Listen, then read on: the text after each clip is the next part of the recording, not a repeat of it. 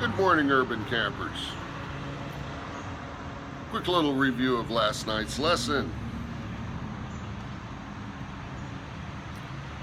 When you select a site, make sure you can't be seen from the road. Number one. Have a reason for being there. At least ask the property owner during business hours if you would be allowed to sleep there. Approach them respectfully. Don't beg. If they say no, move on. Find another place. Beauty of your urban camping is the world's full of choices. You can choose where you want to lay your head. Environmentally, you want to be somewhere in open air.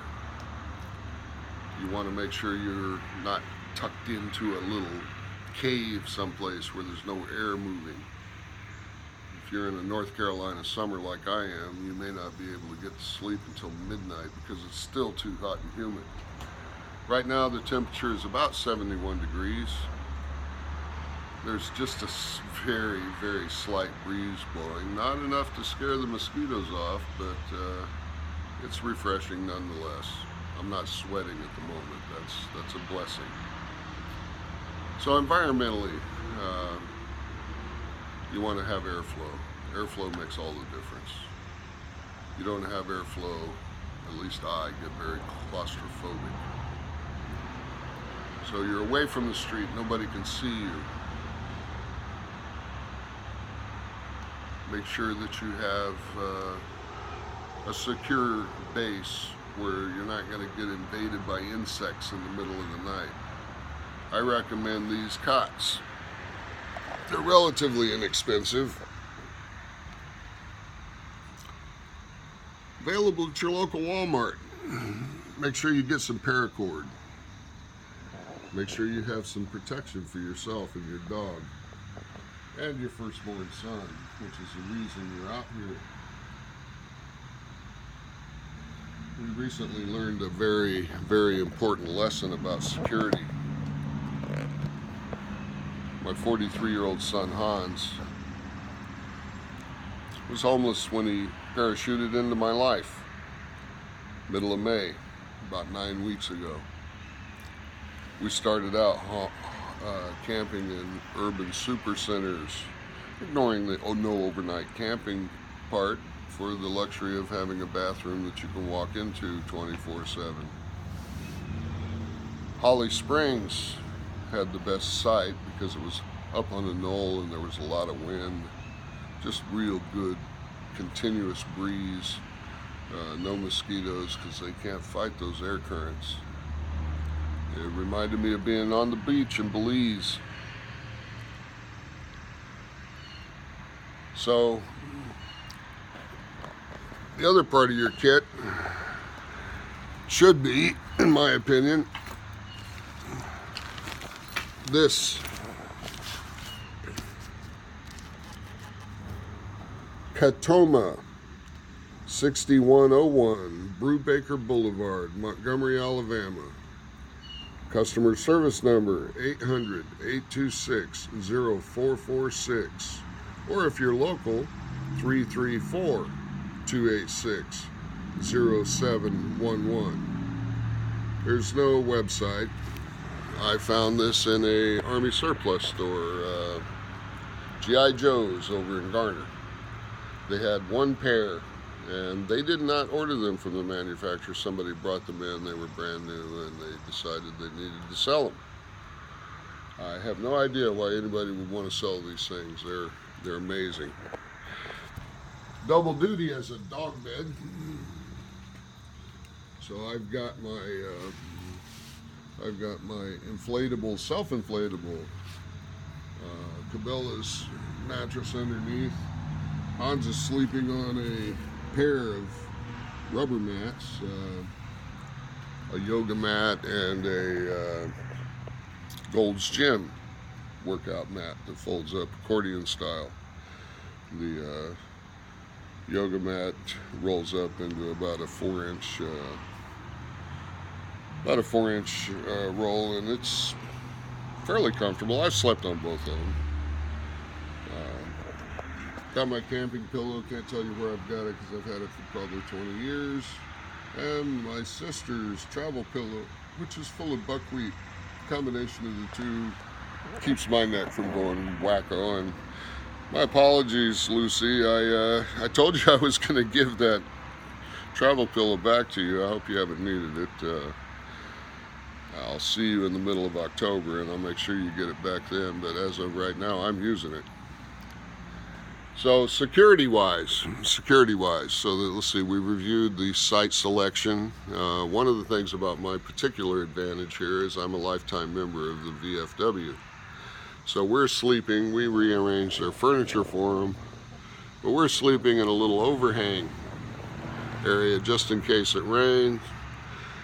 No problem with tents, no problem with mud.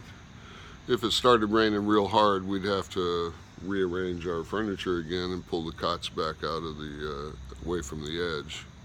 They're at the edge of the concrete, head to head, right at the corner of the concrete slab with the post and the overhang, which gave us both. If there had been a breeze blowing last night, we would have had good airflow. Another point on security. It's nice to have a dog with you. That dog keeps getting bigger, and I don't know how much longer she's going to be able to share my cot bed with me. But last night, about 4:15 in the morning, she went berserk. She wasn't trying to get out, but she was sitting up and barking like crazy. And right off over there, right at the tree line, looks like about 80 yards, there was a deer standing stone still. And I grabbed the pistol and unzipped the tent, got my hair caught in the zipper. Sorry, Zuri, I had my hair professionally braided the other day, and it held up pretty good until it got caught in the zipper last night, and I had to pull it out of the braid to get loose. But first thing I noticed was my mistake in parking the vehicle last night. It should not be in my sight line. It should be parked over there around the edge of the building. I have no need for it when I'm sleeping, and it's a big fat obstacle in the middle of my sight line. There's a whole lot of green back there where people could use that truck to block the view as they sneak up on me, and they could get awfully close. I'd rather just worry about the only thing if I'd parked the truck properly, the only thing I'd have to worry about is somebody coming around this corner, and I'm sleeping, so I'm facing that corner. That light, where is that light? There's a strong light up, oh there it is, it's on the pole. There's a strong light up there that was on all night long, and it provided shadows against this wall. Had the truck not been here, I could have laid right there, had my pistol at the ready, and if somebody came around that corner, they're right in range. And if they come in from that side, the truck wasn't there, I'd see their shadows dancing on this wall. And if they come in that way, Hebe's definitely going to see them before they get close enough. So Hebe did a wonderful job last night, and I think it's about time to let her out. Oh, and we really enjoy the California Black as it goes by every morning. You can hear it out there on highway, let's see, what is that? Highway 210, Highway 401, Highway 421, and Highway 27 all rolled into one. They all cross the Lillington Bridge over the Cape Fear River about a quarter of a mile from here, which explains the horde of mosquitoes that plagued us and the absolute necessity for this that's just, there's nothing going to get through that micro mesh, but it's still breathable. Yeah, I love that cot combination. That's just perfect. $35, I think it was only $30. $30 cot from Walmart, $50 double thick air mattress from Cabela's, and I forgot what I paid for this super cool mosquito tent that's designed to go on top of the tent. It's got 4 straps here that tie into the corners, but the Walmart tent does not have a crossbar like your traditional army cot, so there's nothing for it to hook to. No worries, I tied it down on the bottom and it stayed loose on the top with no problem. Didn't move a bit. Inside we've got micro mesh sheets and Army surplus what the hell, poncho liners.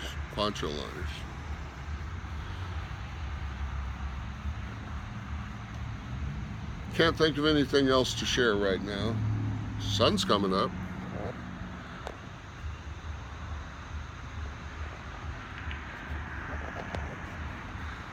Well, let's see, I can think of something else to share. What's your primary risk when you're living on the street? I can guarantee you it's not the other homeless people that are out there. You know, you're probably safest if you band together in an encampment. But if you do that, please don't leave a mess. Clean up after yourself. Imagine that you're just as good as anybody else. You're backpacking in the Sierras, and what you carry in, you carry out. There are solutions for everything. You can buy largemouth drink bottles, Gatorade for example, to urinate in. You can get yourself a 5-gallon bucket with the lid on top and a piece of foam pipe insulation, very inexpensively. Some small trash bag liners, stick that in there. You've got yourself an instant toilet that can be sealed up so it doesn't stink, that you can pull the bag out and dispose of properly. And if you're careful not to make a mess, you can use that bucket to transport other stuff when you're mobile. If you smoke, don't throw your butts on the ground. If you're a snacker, don't throw your empty wrappers on the ground. Pick up after yourself. Show some pride. Your circumstances do not define you unless you let them. Don't fit the stereotype. And everything, once you're out here on the wrong side of things, is a battle. You can spend more money being homeless than you could if you could get into HUD housing, which is damn near impossible from what we've learned. So many roadblocks. Hans, when we started doing this, I imagined that, hey, I'm gonna swoop in like Superman, grab him off the street in Charlotte, bring him up to Raleigh, get him into low-cost housing where they take 30% of his income, which is less than $1,000 a month, but he's been receiving it since he was 10 years old. Hasn't worked in 18 years, can't work. It's not his fault. He had his first seizure at 3 days old and possibly had prior ones in the womb. He's struggled with seizures all his life. He's got thousands and thousands of tiny little tuberous skin tag type growths across his face, all over the surface of his brain. Has to take large doses of two powerful medications to keep the seizures at bay. And they don't work. They don't work reliably, not by themselves. In addition to the medication twice a day, every day, and the restrictions on his movement immediately after he takes them, he can't move for 30 minutes after he takes his pills. If he tries to move, he'll fall down. Not in a seizure, he just falls down because he can't keep his balance. After about 30 minutes, and he's been taking these for so long, his body and his mind